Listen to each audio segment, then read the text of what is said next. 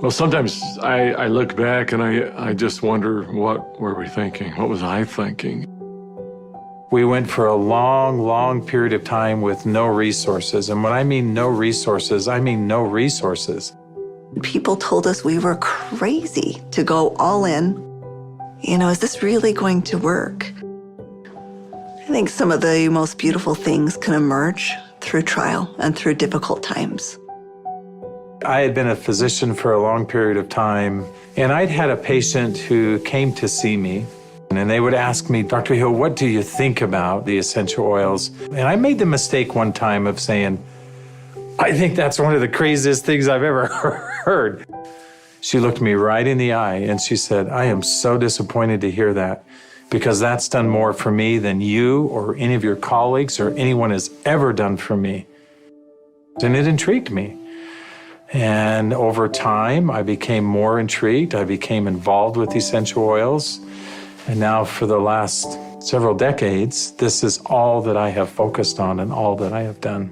I remember when I first came into the essential oil industry, I thought they were voodoo oils. I thought they were really, really strange. It wasn't long before I started using oils on my kids, and I was amazed at what I was able to do and how it empowered me as a mom to take charge of my family's healthcare. So I was a huge skeptic. Parents were educators. My father was a professor of physics. So I just wasn't raised with anything but allopathic Western medicine. I learned over the years how effective they were and can be, especially if they're pure. After working 10 years in the essential oil industry, I found myself leaving for integrity purposes because I knew that essential oils had to be pure. The desire of my heart was just to go home and raise my children. And I hadn't been home very long before my husband came to me and said, there's something more you're supposed to do. And as he said this to me, I actually was very angry with him because my heart said, I want to be home with my kids. And he said, sweetheart, you're not listening. There is something you're supposed to do with Dave and Dr. Hill with these oils. And I said, what do you mean, these oils? I've tried all the essential oils out there. There's nothing that meets the quality standards our family needs to use for our health care. And he smiled at me and he said, I know. You're supposed to find them. Stop thinking with your head and start thinking with your heart. And it was in that moment that I knew. It all came together, and I had such a grand vision of going out and finding the world's most pure, most potent essential oils and educating mothers like me how to take charge of their health care. So it was in that moment before fear took over that I picked up the phone and I called Dave. And Emily Wright called me at the time and just said, what if we could go out and source the most pure essential oils on the planet and bring them to the world in a mainstream fashion? And he got really emotional. And Dave doesn't get emotional. And actually it was that right then and there. That was the genesis for me. And I just kind of felt strongly like, yeah, we're going to start a company. So I hung up the phone with Dave. I picked up the phone and I called Dr. Hill. And as I called him, I still remember he kind of giggled. And I said, Doc, this isn't funny. I'm serious about this. What if we could go out and find these pure oils like we've always wanted to do? And what if we could educate people to really understand the power behind these oils?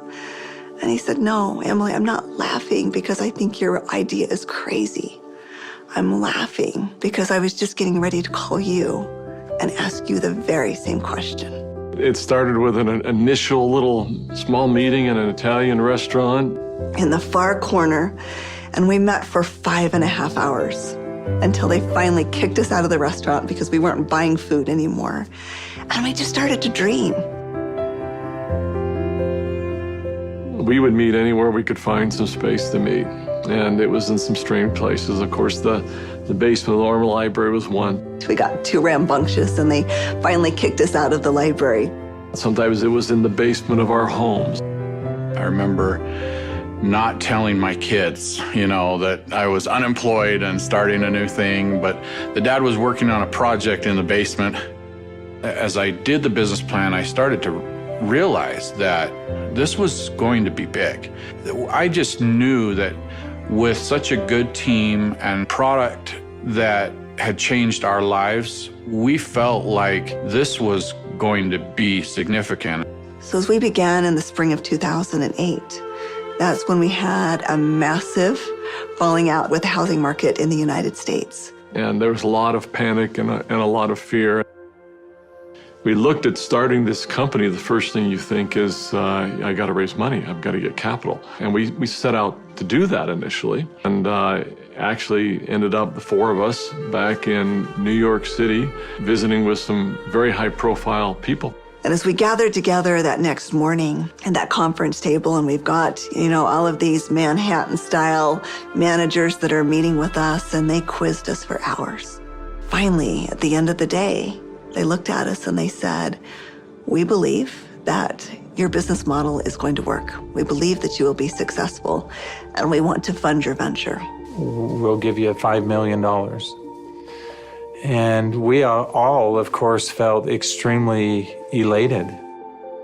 They were willing to fund the company, but of course they were interested in 51% and control.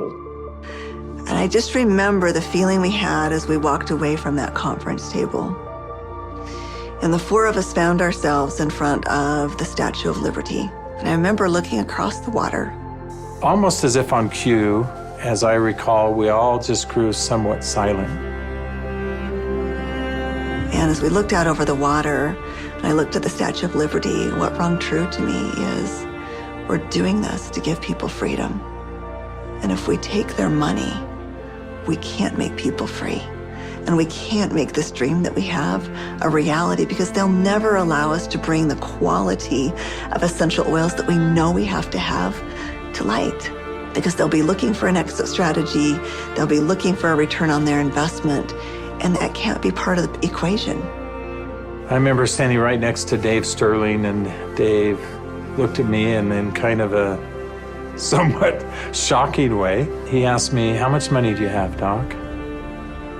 And I said, I don't know. And he said, "How much can you pull together?" And I said, "I don't know." And he asked each one of us in succession, and before we left the park that afternoon, we had made the decision that we were unable to take any resources from anybody, and instead, we would all leverage everything we have. We took the equity out of our homes, we cashed out 401ks, we liquidated everything we owned in order for this dream to come to fruition. And so as I expressed this to my wife, I remember very clearly, she just looked at me and said, "Well, I trust you. You'll take care of us, and we'll be fine." And we had family members even come to us to say, "You're foolish. Your family is going to be homeless." So we went all in, everything. We didn't hold anything back. We thought it would be for just a couple of months that we went without any income, but it was 13 months. Those final months, we're eating almonds and yogurt and telling our kids they can't go to dance practice and they can't play sports because we don't have enough money. But having that belief that it was all going to be worth it.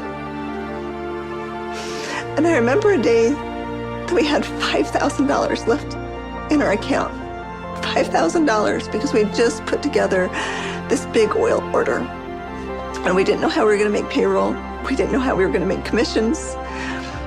And just to see how doors open every single time, as long as we continued to step forward, that doors open. People ask me sometimes, how are you guys able to do what you did? And, but everybody rolled their sleeves up and we did every job. We did this job, this job, this job. I was supposed to go out and find these precious oils. So I started calling people, and every single person would say, "Of course, our oils are 100% pure." And that's when I realized almost all essential oils that are sold out there are sold through brokers. These brokers were very smart people, often having very sophisticated labs, and the oils were almost always changed. Most were not pure, most were synthetically created. I had probably 100+ different samples that had been sent to my home. And every time we would meet, Dave, Dr. Hill would say, "Emily, have you found the oils yet?" I'd have to say, "Not yet."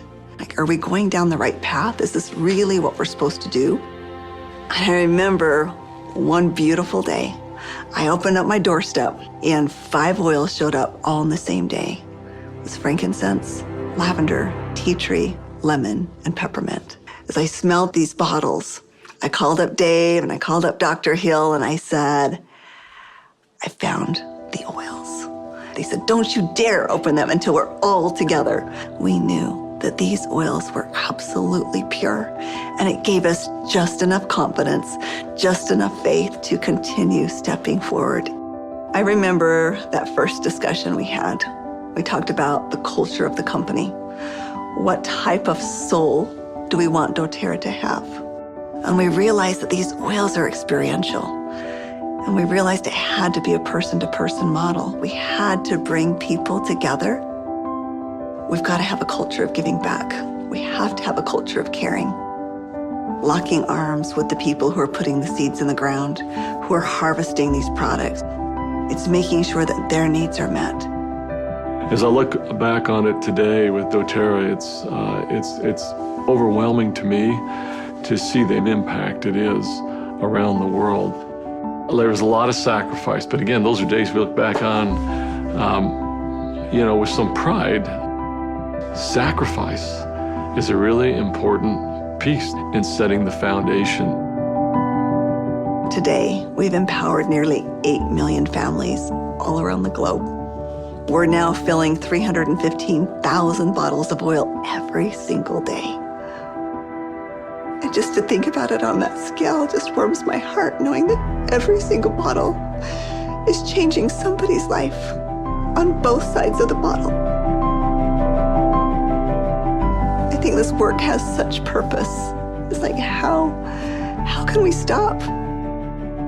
We have single-handedly changed the acceptance of essential oils in science and in medicine.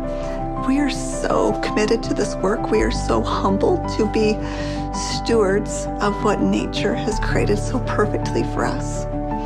And we're so grateful for all of our amazing employees, for all of our amazing wellness advocates, for all of our amazing customers all around the world. We haven't changed in our mission. We haven't changed in our purpose. We're still true to those things that very early on were important. If doing the right thing was important then, doing the right thing is important now.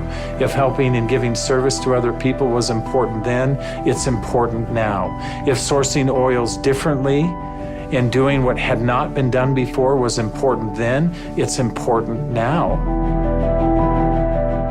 We feel like, as crazy as it sounds, we're still just beginning.